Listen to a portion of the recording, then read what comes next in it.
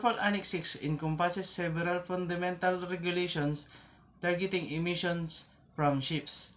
So these are the limits on sulfur oxides, nitrogen oxide, and volatile organic compounds.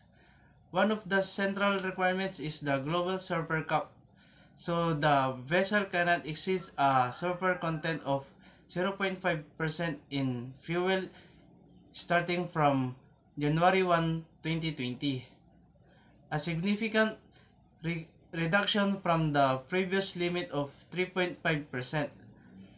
So the regulation is categorized based on the engine's rate, speed, and is applicable to all new ship constructed from 2000 onward.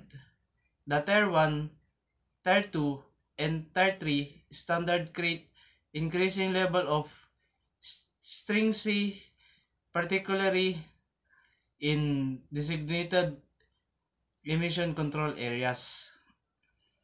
So since the late 20th century, the MARPOL Annex 6 can be tracked back to increasing concern about air pollution and contribution to climate change and public health problems.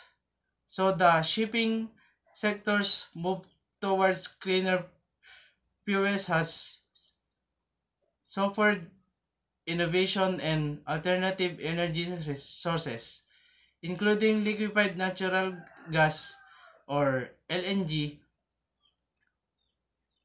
propulsion systems.